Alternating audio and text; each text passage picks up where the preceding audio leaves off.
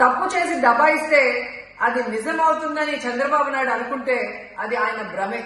జనాన్ని మాయ చేసినట్టు శ్రీవారిని మోసం చేయాలంటే కుదరదన్న విషయం చంద్రబాబు నాయుడు తెలుసుకోవాలి. నిన్న జగన్ గారు తన తిరుమల పర్యటన మీద స్పష్టంగా ప్రెస్ మీట్ పెట్టడం జరిగింది.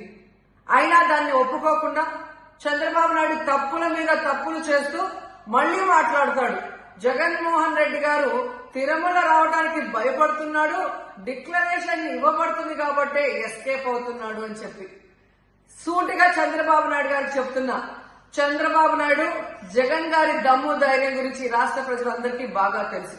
నిన్న కూడా ఆయన భయపడేవాడైతే అంత స్పష్టంగా ప్రెస్ మీట్ పెట్టి ఏ విధంగా తన మతం మానవత్వం, తను ఏ విధంగా బైబిల్ చదువుతారు, బయటకు వచ్చినప్పుడు హిందువుల మనోభిప్రాయాన్ని గౌరవించి గుళ్లకు వచ్చి పూజలు చేస్తారు, అలాగే మసీదులకు వెళ్లి ఎలా పూజలు చేస్తారు, అలాగే సిక్కుల్ని గౌరవించి ఎలా వాళ్ళ పూజలు చేస్తారో చెప్పడం జరిగింది.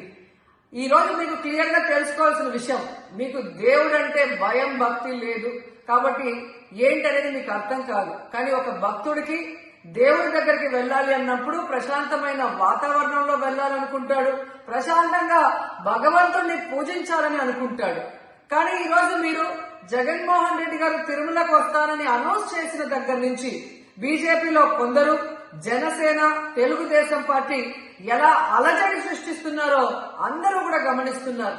ఏ విధంగా అలిపిరి దగ్గర మేము అటాక్ చేస్తాం, అడ్డుకుంటామని చెప్పటం, అలాగే వైఎస్ఆర్ కాంగ్రెస్ పార్టీ నాయకులందరికీ, కార్యకర్తలందరికీ నోటీసులు ఇచ్చి జగన్మోహన్ రెడ్డి గారి పర్యటనకి పర్మిషన్ లేదు కాబట్టి ఎవరొచ్చినా అరెస్ట్ చేస్తామన్నట్టుగా భయభ్రాంతులకు మీరు ఎలా గురి చేశారు.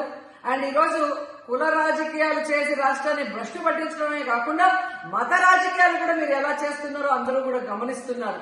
ఇలాంటి వాతావరణంలో దర్శనం చేసుకోలేము కాబట్టే జగన్మోహన్ రెడ్డి గారు ఏ విధంగా ఆ తిరుమల ట్రిప్ ని క్యాన్సిల్ చేసి తన అభిప్రాయాల్ని ప్రెస్ ద్వారా ప్రజలకి తెలియజేయడం జరిగింది. సో నిజమైన భక్తుడు జగన్మోహన్ రెడ్డి గారు ఎప్పుడైనా మళ్లీ వెళ్లి వెంకటేశ్వర స్వామిని దర్శించుకోగలరు. 5 సంవత్సరాలు తన తండ్రి మరి ముఖ్యమంత్రిగా వెంకటేశ్వర స్వామికి పట్టు వస్త్రాలు ఇచ్చారు.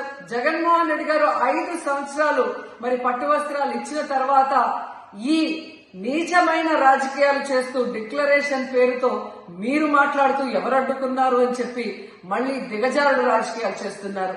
సో భగవంతుడితో పెట్టుకున్న చంద్రబాబు నాయుడు నీతో పాటు ఆడిస్తే ఆడే వాళ్ళందరికీ కూడా భగవంతుడు గట్టిగా సమాధానం చెప్తాడు.